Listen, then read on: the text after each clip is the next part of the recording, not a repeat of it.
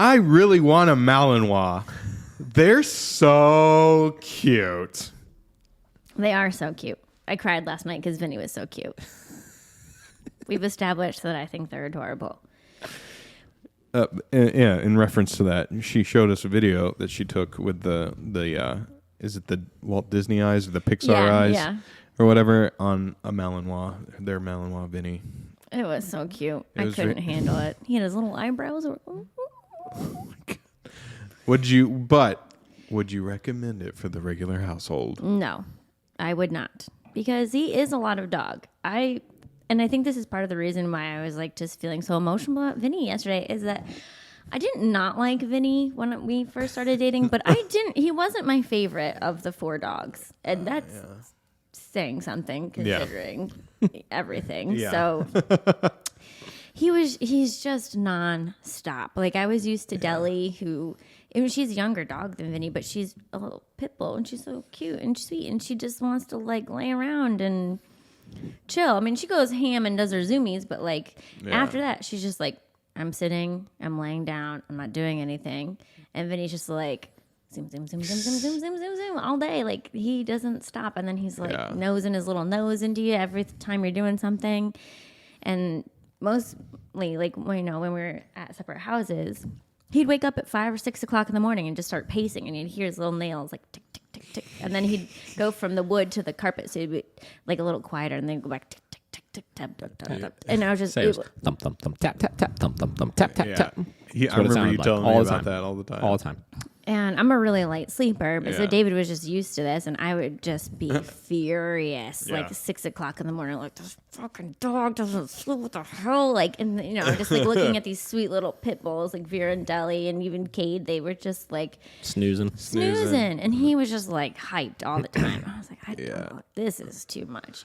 So I think that for the average person, I mean, I think that I know that they're very in right now. I feel like that's like a cool thing to get, like, right? A Malinois, people are talking about them, but it's like really weird that it's like a popular thing right now.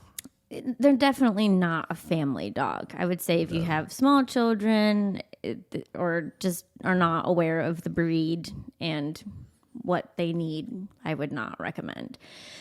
That being said, now in a better routine where I'm like home all the time with the dogs, as I only work 3 days a week, I spend most of the time home with them. Vinny is growing on me. I love that little guy. He's such a little nugget. He stays in the kitchen with me. He waits for me at the door, like when I go into the other part of the house. Oh, so sweet. But, I mean, thinking about, down the line having kids and stuff with Vinny, I'm like, oh my God, this is probably going to be a small child trying to like learn to walk, and Vinny's going to come in like a tornado and knock that kid down. And how old is Vinny actually right now? I think 7 or 8. Somewhere around there. Yeah. Vera's like 8 or 9. Yeah, do real quick caveat. Caveat. Whatever. Caveat. Now I can't say it. Caveat. Do Malinois ever slow down in their age? No. I've met plenty of them that are like 14 years old that they are still kicking. Really? Yeah. I didn't know that. Yeah. They're like, there's no stop until we're dead. No. I mean, like, here's the thing. Like, as he's gotten, like, if you would have met Vinny at 2 years old versus Vinny now, like, it's a completely different dog. Yeah. But, like, it's still more than your average dog, you know? It went from 100% to, like, 80. Yeah. Yeah, 100%. Yeah. I mean, I like having him around, but I think for... Like, we were looking at puppies not that long ago, and he's like, we should get a new little baby Vinny. And I was like, no, we don't need any more anxiety in this house. We have enough. We have plenty. Yeah. We're good. They're super cute, but I would just be, I don't know. I mean, if we do start thinking about starting a family down the line, like another, like, really, really high energy dog like that, I've just... Yeah. Oof. I was talking to somebody at work the other day, and she was like, her husband was a police officer, and she's like, oh, we have a Malinois. And I was like, oh, yeah. She's like, you know what that is? I'm like, yeah, we got one too. She said theirs jumped over the grill the other day while they were cooking. What? We don't need dogs jumping over the grills. Yeah. Like, that's... Yeah. I think they're for a certain type of person, which I feel like we can handle because of you, but... If you were not a dog trainer, we would not have one. No, 100%. Yeah. You know, and frankly, I used to tell people all the time. I think we talked about it when Michelle was on the podcast. Like, even like with my current like life, like we shouldn't even technically have one. Probably. Yeah. You know, it's more dog than we need. You know. Yeah. You need to look at like the type of life you live with your dogs. And listen, like I have a couple of clients here and there that have Malinois that are not dog trainers, but they are like the most like freakishly active people with their dogs like ever, right? Like they go for like miles and miles and miles of walks, and they hike every day, and they're playing ball in the yard for an hour a day, and this and that. But even that, I ask myself the question of like, how sustainable is that going to be for you? Yeah. Are you going to do that for the next 14 years? Yeah, exactly. You know, or at some point, are you going to get bored of that? You know. Yeah, because most of these people that have them, same deal. It's like single guys or something, you know, that are just like, my dog is everything. Yeah, you know. Yeah, that's not really real life. Yeah, I mean, when you got Vinny, you were training with him. Yeah, at Mondeering. Like, I bought him for that purpose. You know, like and you thought that was kind of like what you wanted to do with him at the time. You know. Yeah, and even then, you look at like the dog sport world. For the most part, right? Like, and a lot of these people like get them. And I remember when I got him, it was like common that, you know, you would have a Malinois and you would train with them and do their training for a couple hours a day, and they would basically just like live in a kennel for the rest of the time, you know? And that was like preached as like normal and or like acceptable, you know, like in that world. And even look at that, and like that's probably a part of the reason why so many of those Malinois in those situations are so neurotic. Oh yeah, you know, it's because like you figure 20 hours out of the day they're living in a kennel, you know. So I don't know. I think, frankly, and we've talked about this before, I think Vinny, since we've moved here, has gotten, you've said it, you know, like 9 gazillion times better from an energy he sleeps standpoint. It's so nice, right? Like he sleeps fine. Like he'll literally sleep 100% through the night until we decide to wake up in the morning. You know, even like.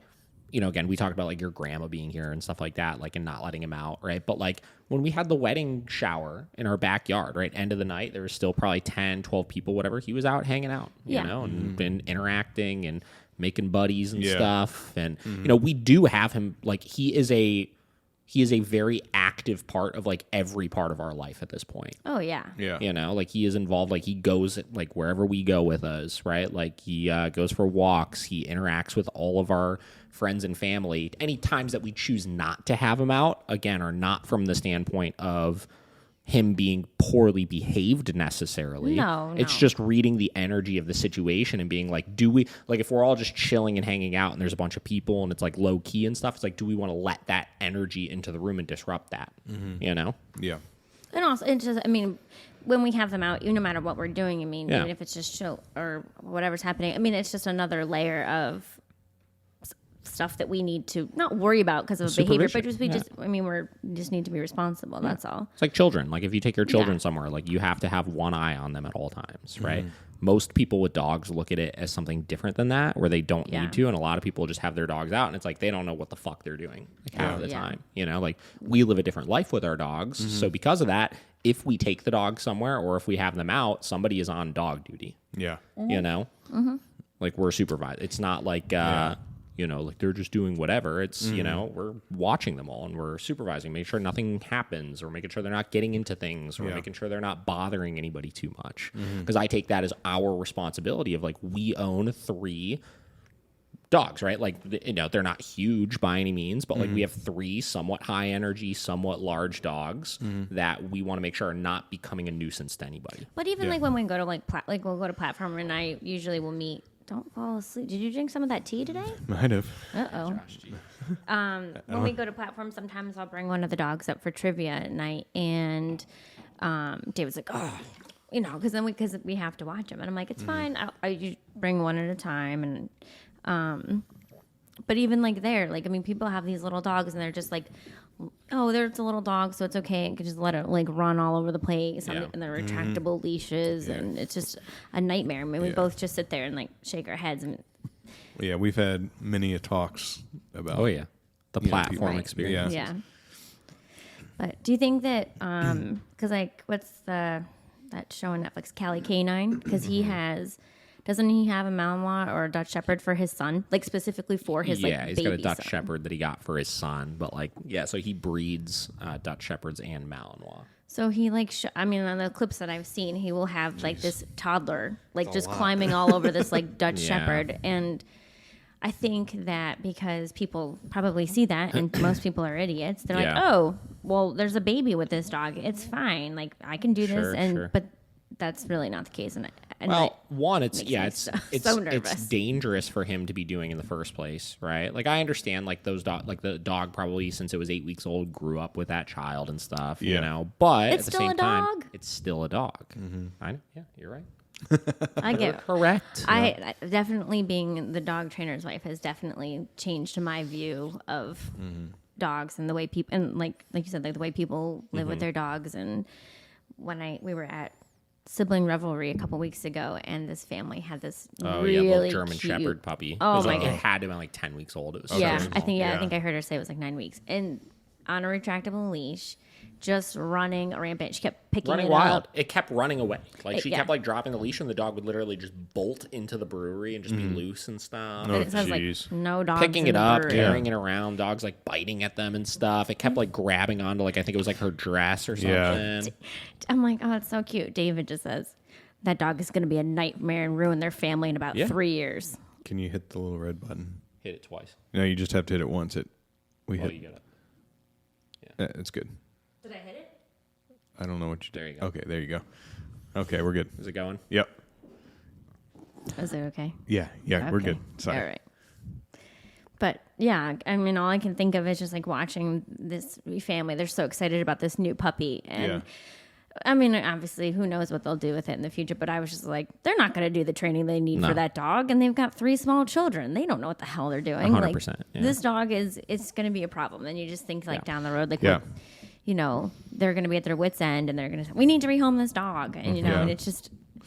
Yeah, I mean, it just shows, I mean, not just Malinois, but any working breed, you know? Yeah. People don't, I mean, we've talked about this along, like one of the first podcasts, but it was just about people don't really look into what they're getting in their breed. And, you know, they're just like, oh, look, that shepherd looks cute, you know?